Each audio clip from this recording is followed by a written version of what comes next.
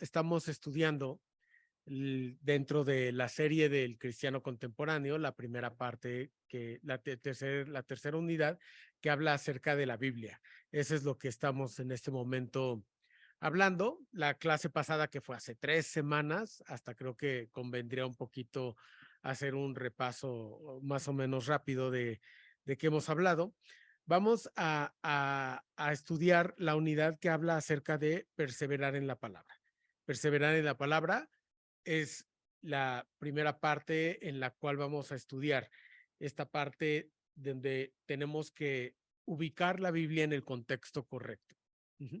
Hemos hablado, la clase pasada estábamos hablando del momento en el cual Pablo escribió las cartas a las diferentes iglesias. Estamos centrados en la epístola de Pablo a Timoteo, en primera de Timoteo, el capítulo 3, si no mal recuerdo, en donde estamos hablando sobre los consejos que le está dando Pablo a Timoteo para poder ser un verdadero hijo de él, para poderse instruir y para poder llegar al punto en el cual él llegue a la madurez, en donde pueda sentir que tiene la capacidad suficiente para poder no nada más entender lo que dice la Biblia, sino para aplicarlo y poder enseñar a los demás. Y eso es precisamente lo que estábamos hablando hace 3 semanas, acerca de afirmarnos en la palabra. Ajá.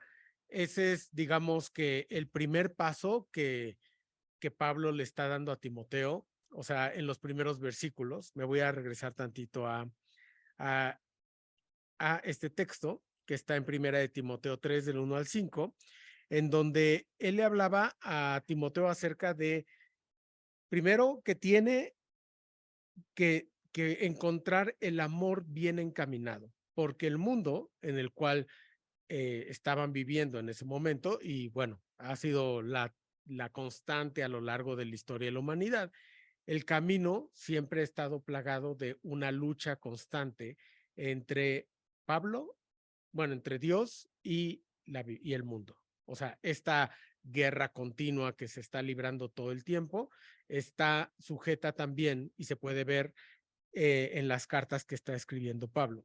Entonces, lo primero que hablaba era de un amor mal encaminado, donde en este texto que tenemos aquí, pues podíamos ver algunos elementos que hablaban del amor, en donde Pablo le estaba diciendo a Timoteo, mira, ahorita en el mundo hay avaros, vanagloriosos, soberbios, blasfemos y toda una sarta de características que predominan en el mundo y que precisamente son las cosas que tiene que evitar. En sí, el versículo 5 termina con esta frase, ¿no? De a esto se evita, ajá, a todos aquellos que veas con estas características. Bueno, yo creo que en cierta forma, pues aquí la mitad de la humanidad queda descartada, ¿no? Si no es que más.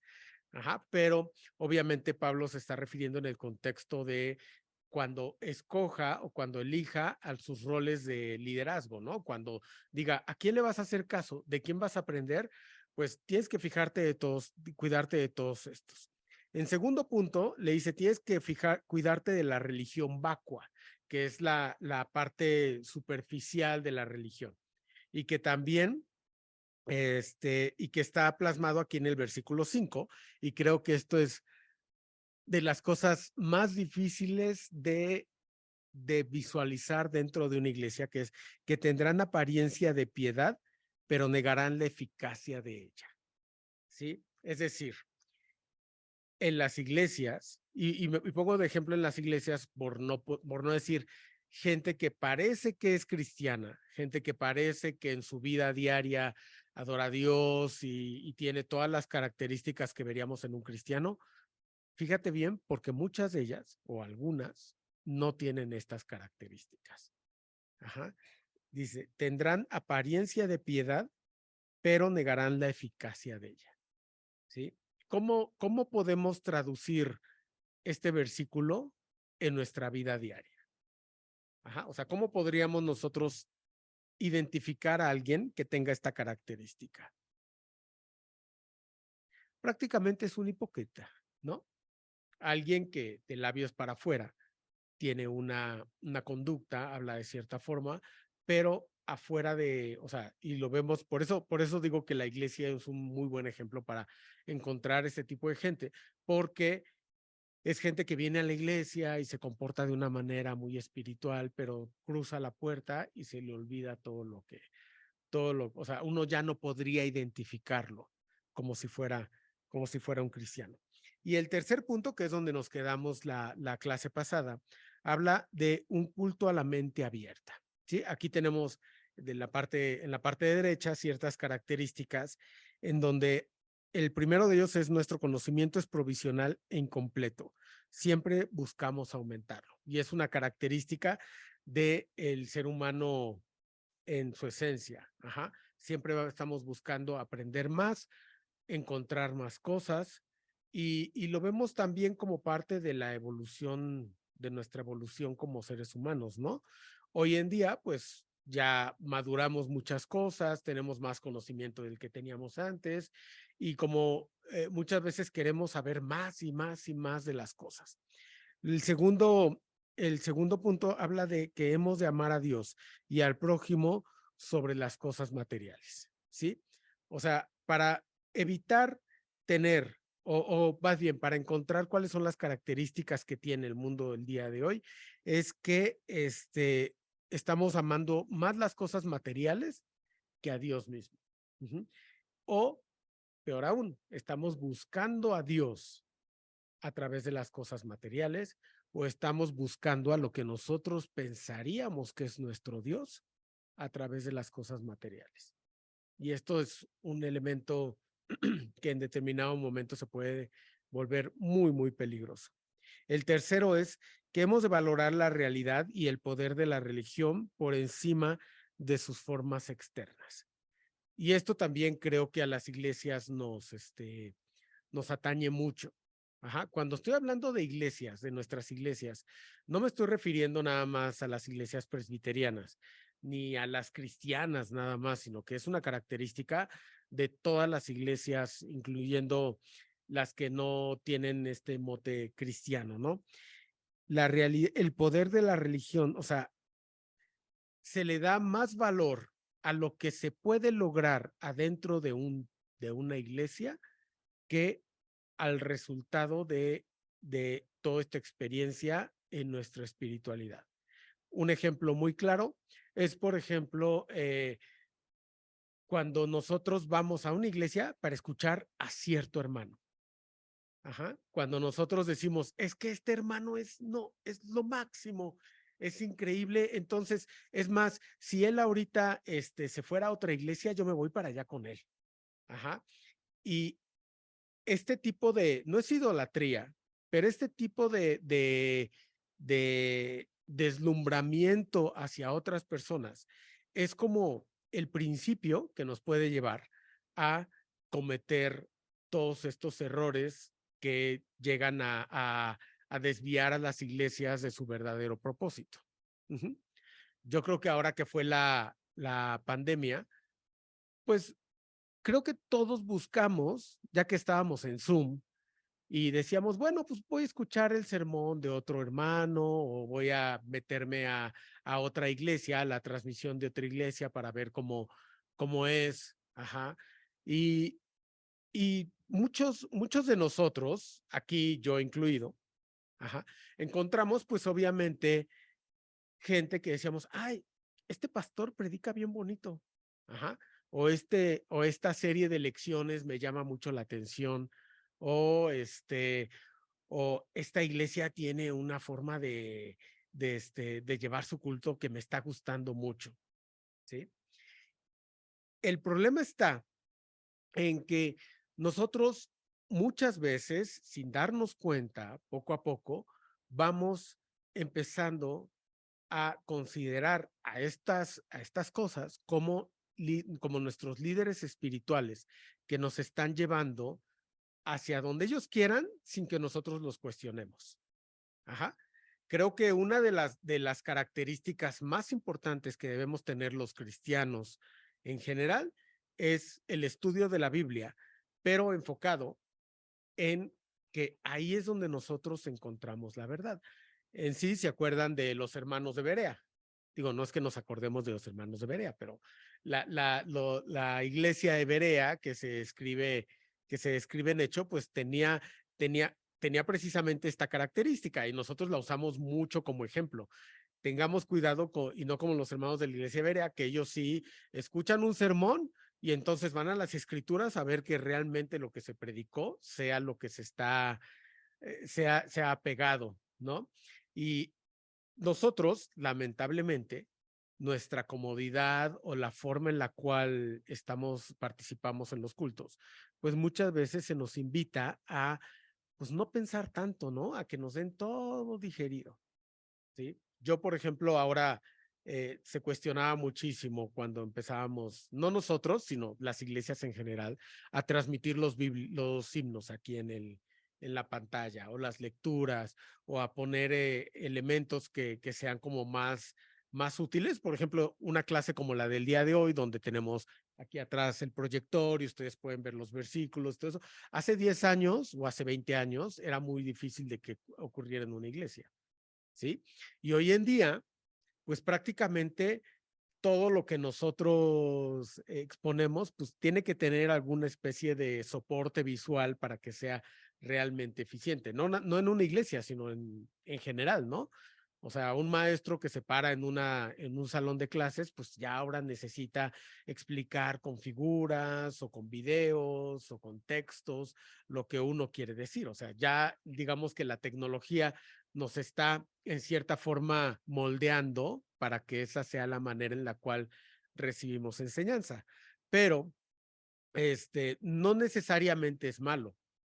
Lo que realmente nosotros debemos estar atentos es que tanto este tipo de ayudas nos está haciendo más flojos espiritualmente. Ajá. Al momento en el cual decimos, bueno, pues yo escucho a tal pastor porque me gusta mucho cómo predico, pero nunca cuestiono, nunca realmente siento, o sea, sí lo escucho y digo, ay, qué bonito, pero no acá apago la televisión y pues ya se me olvidó porque pues lo que me predicó pues no tiene ningún tipo de arraigo en mi espiritualidad, ¿no? Y creo que eso es precisamente una de las características y que aquí Pablo le está diciendo a Timoteo que tenga cuidado. Ajá. Ten cuidado con los tiempos postreros. ¿Sí? Y los tiempos postreros, realmente nosotros cuando ahorita yo que estaba estudiando esta lección, hablaba mucho de que pues todo mundo interpreta cuando Pablo le dice a Timoteo los tiempos postreros, así como el Apocalipsis, ¿no? O sea, ten cuidado porque esas van a ser las señales de que Cristo ya viene. Y no, realmente los tiempos postreros que le está diciendo Pablo a Timoteo es ahorita, o sea, mañana, ¿no? O sea, ahorita tú que te vas a ir a la iglesia o que vas a ir a escuchar a tal predicador o que vas a ir a escoger a tal líder, esos son los tiempos postreros. Ese es el momento en el cual todas estas cosas son las que tienes que cuidar, porque pues de otra forma, ¿para qué Pablo le está diciendo a Timoteo que se cuide de los tiempos postreros si no le va a tocar vivirlos? Sería como ilógico, ¿no? Entonces, ese es el verdadero significado de estas palabras. Y el último punto de una señal de los tiempos postreros es que debemos someternos humildemente a la revelación divina y evitar el agnosticismo. El agnosticismo es cuando cuestionamos a un grado en el cual pues, ponemos en duda, por ejemplo, la capacidad de Dios para actuar. Ajá. Decimos, Dios no lo podemos entender, entonces, como no lo podemos entender, pues no está hecha para nosotros la Biblia. Si no fuera así, pues entonces tendríamos que entenderla. Uh-huh.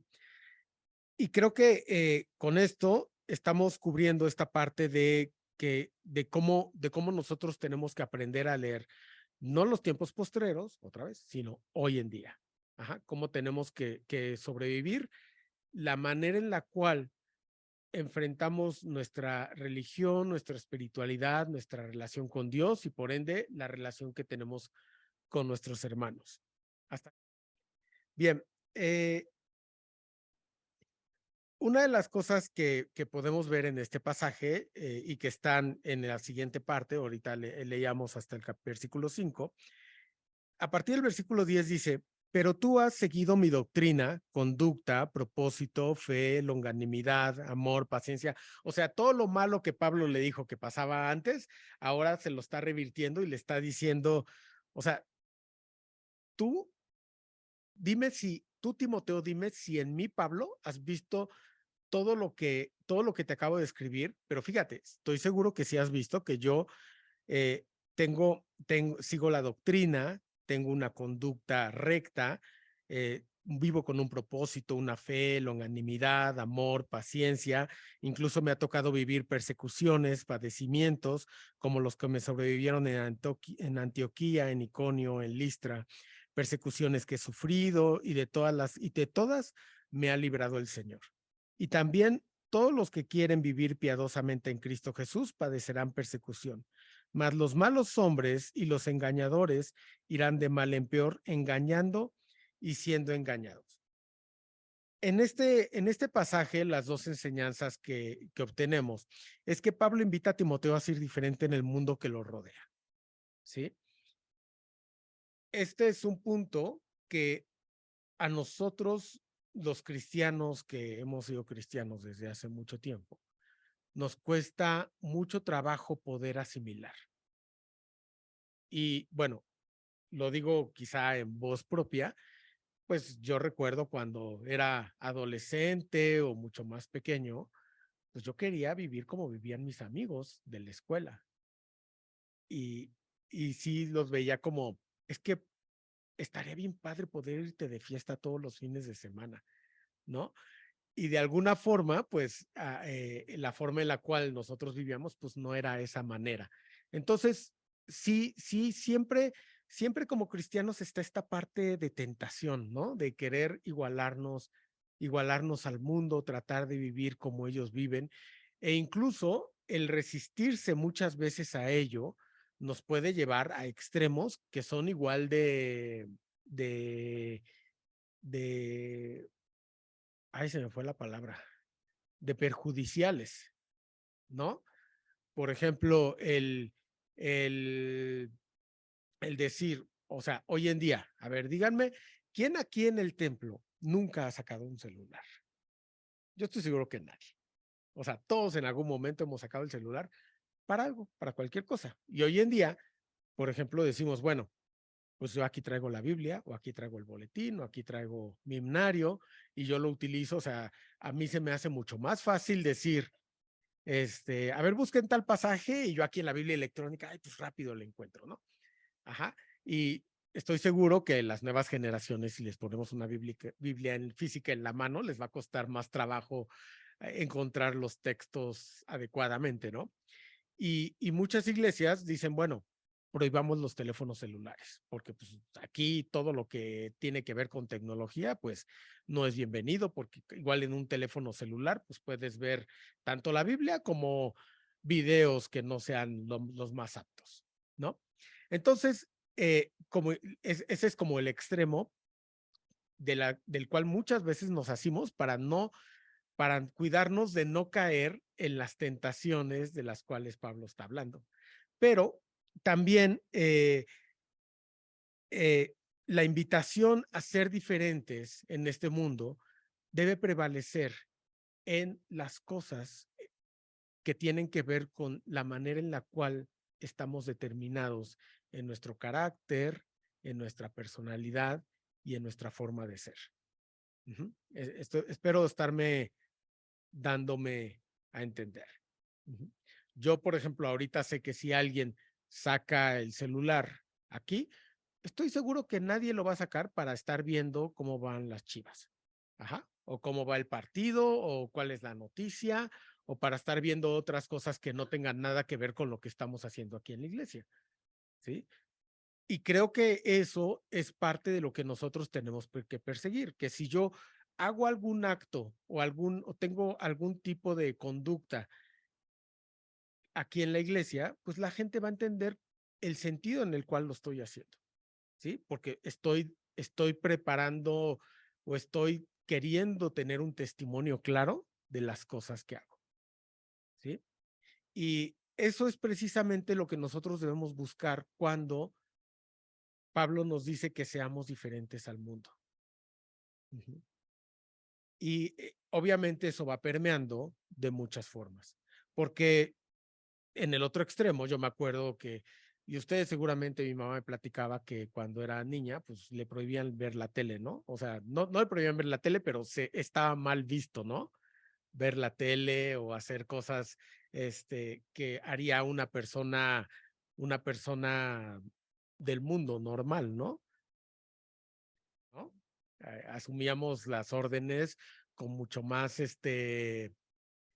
más obediencia, porque decíamos, bueno, no es mi papel preguntar. Hoy en día la sociedad es diferente y sí, no tenemos que obligarlos, sino convencerlos, ajá, para que hagan las cosas bien, etcétera. Pero eh, el, el, este, el sentido de esto tiene que ver con el hecho de que nuestra vida tiene que ser tenemos que ser un testimonio tan claro hacia los demás, que cuando algo pueda ponerse en duda, la gente diga, no, es que él no es así. Y el tema está en que si esas cosas que estamos buscando en nuestro día a día están encaminadas a dar testimonio como cristianos y enfocadas a la gloria de Dios. Si nosotros pasamos todas nuestras acciones bajo ese rasero, nos vamos a dar cuenta si realmente nuestra vida, estamos llevando una vida lo suficientemente limpia. Y por eso aquí Pablo, o sea, si nosotros, a ver, vamos a hacer un ejercicio. Imagínense que ustedes le están escribiendo una carta a su hijo o a alguien que quieren mucho y le quieren decir, oye, fíjate que espero que leas esta carta y te quiero dar unas recomendaciones para que las hagas en la vida. ¿Qué le escribiríamos? Así Pablo escribió esto, ¿no? Él dijo, yo, o sea, ha seguido mi doctrina, conducta, propósito, fe, longanimidad, etcétera. Y aparte me han perseguido, he estado a punto de morirme, pero tú has visto cómo yo sigo firme. Ajá. ¿Qué escribiríamos nosotros en nuestra carta póstuma? Porque aparte, esto que le está escribiendo Pablo a Timoteo, se lo escribe ya sabiendo que ya está como que en el último tramo, si no de su vida, de su ministerio. Ajá. ¿Qué le escribiríamos nosotros a nuestros hijos? Está difícil, ¿no? Digo, no es para que me lo digan ahorita. Digo, estaría muy bien que durante la semana hagamos ese ejercicio y digamos, ¿yo qué le escribiría? ¿Qué he hecho yo que es digno o que valió la pena que él se dé cuenta para que me siga y para que trate de hacer las cosas como yo las estoy haciendo? Y el segundo punto es que el mundo y la doctrina son irreconciliablemente antagónicos. Esto lo sabemos, lo hemos predicado aquí toda la vida, pero lo que yo me preguntaría es si estamos conscientes de lo que esto implica, de que el mundo y la doctrina son antagónicos, porque el mundo te dice que algo está bien y automáticamente nosotros eso es lo que debemos cuestionar. Ajá. Debemos cuestionar si todo lo que se nos predica afuera de la palabra de Dios realmente está alineado a lo que dice la Biblia. Y nos vamos a dar cuenta que muchas de las cosas que suceden no son así. Que todo lo que todo lo que se predica aquí en un púlpito o que nosotros leemos en la Biblia durante la semana está peleado con la manera en la cual el mundo espera que vivamos y que de alguna forma nos cuesta trabajo entender y aplicar todos los días. Vamos a poner un ejemplo muy fácil. Una persona que tiene un negocio, ¿cuál es el propósito de un negocio? Ganar dinero. Ese es el propósito de cualquier negocio, si no, no es negocio. ¿Sí? Es ganar dinero. ¿Para quién es ganar dinero? Para el dueño, para el que puso el negocio. Si esta persona necesita contratar a una persona para que le ayude a para que le ayude a trabajar, pues el propósito del dueño sigue siendo ganar dinero para él. Ajá. Que dice, yo contraté a esta persona y le voy a tener que pagar. O sea, voy a tener que quitar dinero de mío o del negocio para dárselo a esta persona, pero las ganancias que voy a obtener al contratarlo van a generar que yo gane todavía más dinero. ¿sí? Entonces, propósito de un negocio es ganar dinero y ganar dinero para nosotros. Ajá. ¿Ustedes considerarían que eso es malo? Yo pienso que no, porque pues así es como funciona el mundo. Incluso Jesús mismo lo sabía, ¿no? El, entonces, ¿en qué consiste que nosotros consideremos un negocio malo? Ajá, que realmente empezamos a decir es que el capitalismo en su máxima expresión es algo maligno y que nos trae, que en lugar de traernos bienestar, nos trae deudas y nos trae pobreza, lo cual es completamente cierto, es aplicar el hecho de que un negocio gana dinero para nosotros a costa de los demás, ¿sí? Cuando nosotros, o sea, ¿por qué? Yo me pregunto, ¿por qué el dueño de un negocio tiene que ser extremadamente rico y los empleados pobres? Porque así es como funciona hoy en día el mundo. O sea, todos los que trabajan, ¿cuánto gana alguien que trabaja en un Oxxo? Digo, no sé, pero pues no creo que pase los 10,000 pesos y no creo que pase los 7,000 pesos mensuales. Ajá. ¿Y cuánto creen que gane un accionista de Oxxo? O sea, yo creo que eso en dólares y por día, ¿no? O sea, yo creo que la desigualdad y la manera en la cual funciona el mundo hoy en día nos ha llevado a estos extremos, en los cuales vivimos en un mundo muy, muy desigual, ¿sí? En donde incluso a veces hasta queremos que paguen justos por pecadores. Ajá, porque decimos, hay tanta desigualdad en el mundo que es mejor que no haya ricos, ¿sí? Pero si se fijan, hasta en la Biblia habla de que hay ricos. Y Jesús admite que los ricos están ahí por algo y que tienen una función muy específica. Entonces, ¿cuándo está mal? ¿Cuándo empieza a estar mal nuestra relación con el mundo? Cuando perdemos de vista el amor al prójimo, que es uno de los dos mandamientos principales. Entonces, si yo tengo un negocio y me empiezo a fijar más en mis ganancias, que, o sea, el ganar más dinero a costa de la gente que trabaja para mí, en lugar de buscar el bienestar común de todos los que trabajen conmigo, es entonces cuando podemos decir, bueno, aquí ya estoy encontrando el balance perfecto para tener un negocio, ¿o no? Creo que es de los retos que los seres humanos tenemos que afrontar todo el tiempo. Cuando, o sea, si yo tengo un negocio, ¿cuándo realmente dejo de ver por el bienestar común y me enfoco en el mío nada más o a costa de los demás? Ajá. Cuando empiezo a darle prioridad a mi negocio, a aplicar lo que sé para mi negocio en lugar de aplicar lo que creo espiritualmente, los preceptos bíblicos. Porque eso es lo que muchas veces acaba pasando. Decimos, es que los negocios son negocios y Dios es Dios. Son dos cosas completamente diferentes.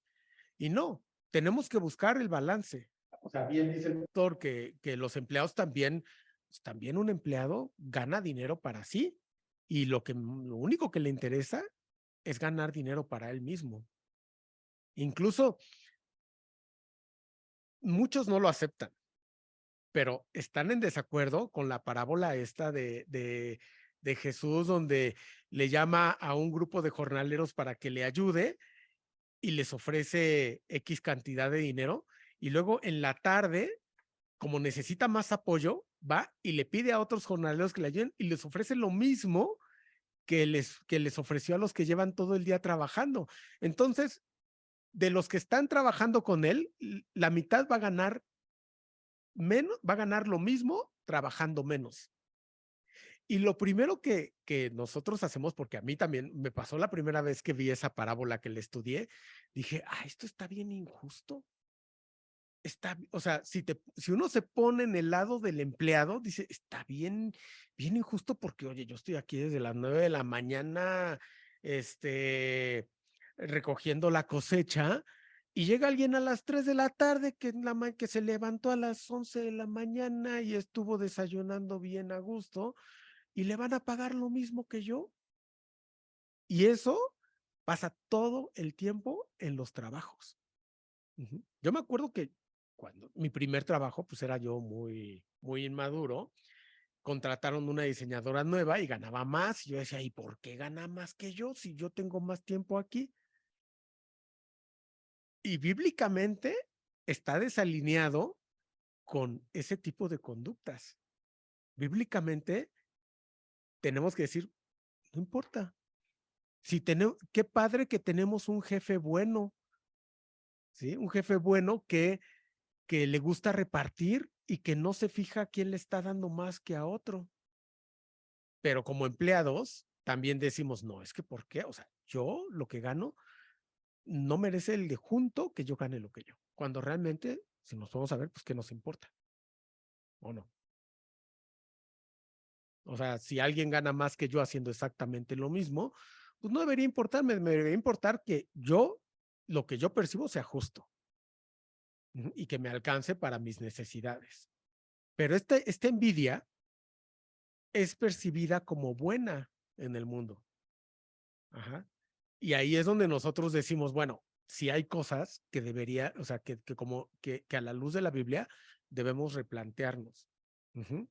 Y eso parte también de que una de las cláusulas, parece, de todos los empleados es odiar a sus jefes, así como de los alumnos es odiar a sus maestros, ¿no? Y de los hijos es odiar a sus papás y decirles que son súper injustos y todo eso. O sea, la verdad es que como seres humanos siempre vamos a estar en desacuerdo con la gente que está encima de nosotros, siempre, toda la vida. El jefe es el peor del mundo porque él está ahorita en la playa, ¿no? Y yo aquí estoy trabajándole y él quiere que yo vaya a la oficina y como pues, bueno, pues está bien, yo estoy aquí en la oficina, pero pues él está en la playa, ¿por qué? Ajá.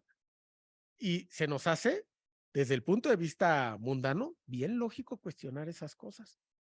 Yo me acuerdo que yo me enojé muchísimo una vez que nuestra jefa nos citó para trabajar un sábado y nos dijo, nos vemos a las 8 de la mañana y ahí está todo el equipo a las 8 de la mañana trabajando y ya llegó como a las 12.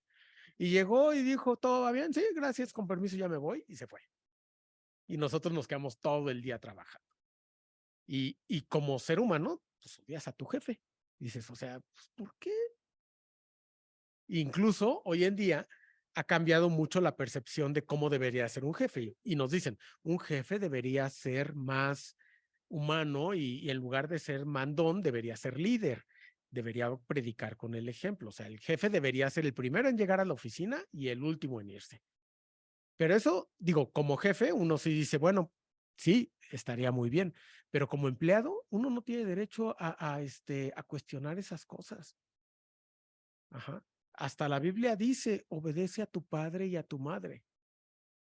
Eso significa que, pues quizás los puedas cuestionar, pero a final de cuentas, la obediencia tiene que prevalecer sobre cualquier cosa. Ajá. Y hoy en día, ¿qué dice el mundo? Pues obedécelos, pero tú tienes derechos humanos. Ajá. Y tú tienes que ver primero por tu bienestar y por tu seguridad y todo eso. Entonces, pues no los cuestiones. O sea, es esto, el antagonismo que vivimos en el mundo aterrizado a nuestro día a día. Bueno, la tercera parte de este texto, porque acuérdense que estamos estudiando primera de Timoteo 3 y hasta 4:9. Aquí es, el punto anterior era afirmarse en la palabra. Ahora vamos a ver qué es perseverar en la palabra. Ajá, porque lo primero está muy enfocado a asumir la Biblia como autoridad moral. Ahora, ¿qué significa que sea autoridad moral y dónde empieza nuestra participación para hacer efectivas los mandamientos que vienen en la Biblia? Primera de Timoteo 3 del 13 al 15 dice, mas los malos hombres y los engañadores irán de mal en peor, engañando y siendo engañados. Pero persiste tú en lo que has aprendido y te persuadiste, sabiendo de quién has aprendido, y que desde la niñez has sabido las sagradas escrituras, las cuales te pueden hacer sabio para salvación por la fe que es en Cristo Jesús. Bueno, en este primer punto, Pablo le está pidiendo a Timoteo que aprenda a reconocer a los maestros impostores y por otro lado a su madre, abuela, a Pablo, que es el mando bueno, ¿no? El lado bueno. El versículo 14, fíjense, hay algo que no lo solemos pasar por alto, que dice, pero persiste tú en lo que has aprendido y te persuadiste. Son dos acciones diferentes la que le está pidiendo Pablo a Timoteo que haga. Primero, le está diciendo, tú ya aprendiste, o sea, ya te afirmaste en la palabra. Ahora te tienes que persuadir. ¿Sí? O sea, te tienes que asumir o te tienes que convencer y tienes para aplicar las cosas que has aprendido. Mucha gente se queda a la mitad, nada más de lo que aprendió, pero no se convence para hacerlo. Es posible que alguien tuviera en su casa. El único lugar donde tenía acceso eran las sinagogas porque pues, era muy caro tener estos ejemplares. Pero además, es bien cierto, o sea, nosotros decimos, ay, en la época de Pablo debe haber sido bien fácil predicar el evangelio porque pues lo predicaba Pablo, que de primera mano obtuvo supo todo lo que Jesús hacía, o de Pedro, que estuvo con Jesús, pues qué mejor referente. Pero en la Biblia también se nos habla de los falsos predicadores, ¿no? Incluso acordémonos cuando Jesús fue torturado en la noche anterior a su crucifixión, cuántos testigos falsos no se presentaron para decir que él hacía cosas, diciendo, él sí saca demonios, pero ¿saben cómo lo hace? Con otros demonios. Ajá, o sea, él tiene un pacto con el diablo y por eso puede sacar los demonios. Entonces, si no había, o sea, hoy en día nosotros se nos hace bien fácil poder leer esto y decir, sí, sí está en la Biblia, pero anteriormente el poder corroborar las fuentes y poder saber a quién creerle y a quién no, pues también era un ejercicio que yo pienso que sin la ayuda del Espíritu Santo hubiera sido imposible. Sí, y precisamente la primera parte de la lección es afirmarse en la Biblia. ¿Qué significa afirmarse? Creer lo que dice la Biblia, porque también mucha gente, pues sí cree en la Biblia, pero la cree por encimita. O sea, sabe que dice que no matarás, pero pues no tiene ningún empacho en ir y cometer un homicidio. Ajá. O sea, no tiene a la Biblia como una autoridad en su vida. Ajá. Ni como la palabra de Dios. La tiene como una guía. Así como cuando nosotros vamos a armar un mueble y seguimos el manual y algo nos salió mal porque pues no le hicimos todo completamente caso, ¿no? Es exactamente lo mismo. Y sí, esta parte o sea, la preocupación de Pablo es precisamente que Timoteo logre distinguir el bien y el mal, un buen maestro de un maestro mentiroso, un buen líder de un líder que quiere engañar. Ajá. Y más porque vamos a ver más adelante, pero uno de los problemas más grandes que hay no es tanto en o sea, es reconocer a los líderes porque hay muchos líderes que acaban engañándonos y nosotros estamos tan convencidos que son los correctos que nosotros también nos volvemos engañadores al ser engañados. ¿Sí? Eso pasa muy, muy comúnmente. Ajá. Lo veíamos incluso por ejemplo, en las cortes de la Edad Media, que hacía el rey, pues el rey se rodeaba de puros súbditos de la nobleza que le decían todo lo que estaba pasando, ¿no? El pueblo está bien contento. Y esta ley, ¿qué opinan de esta ley? No, pues la gente está muy contenta, le va a encantar y hasta hicieron fiesta y todo, igual que la gente estaba muy enojada con esa nueva ley. Entonces el rey, al ser engañado, pues también engañaba a los demás. Y eso lo vemos a lo largo de la historia hasta el día de hoy. Entonces, realmente el estudiar la Biblia, y ahorita que estamos estudiando a la Biblia como el punto central de nuestra fe para poder obtener la verdad, lo primero que tenemos que hacer es realmente reconocer que la Biblia es ese libro divino, inspirado y con la autoridad suficiente para que sí podamos nosotros hacer caso de todo lo que viene escrito ahí. porque de otra forma, pues la vida se nos va a complicar porque simplemente estamos utilizando algo a medias. Ajá. El ejemplo más claro, ¿saben cuál es? Ese es nuestro teléfono. El otro día platicaba con mi mamá del 0 al 100%, ¿en qué porcentaje utilizamos el teléfono? Yo creo que quien más lo usará al 30% de toda la capacidad que tiene de las cosas que podemos hacer aquí. Ajá. Y realmente creo que, o sea, la Biblia no debe aplicar eso. La Biblia no está hecha para que nosotros escojamos un versículo, este me queda muy bien y este está bonito, pero lo que dice después ya no me gusta, entonces pues nada más le voy a hacer caso a eso a esta parte de la Biblia. La Biblia tiene que estar, tenemos que afirmarnos en la Biblia y tenemos que creer tan rotunda y contundentemente en ella que no nos quepa la menor duda que lo que ahí viene es la verdad. Y yo sé que para todos ustedes están diciendo, sí, ya lo sabemos, pero realmente, y aquí lo que le está diciendo a Timoteo es, no nada más cree en eso, persuádete, convéncete, ¿sí? Porque si no estás convencido que seguir la Biblia es el libro perfecto para llegar a la estatura del varón perfecto, entonces no tiene ningún sentido, ¿sí? Entonces, ¿quiénes de nosotros estamos afirmados en la Biblia? Pues deberíamos ser todos. ¿Y quiénes estamos persuadidos?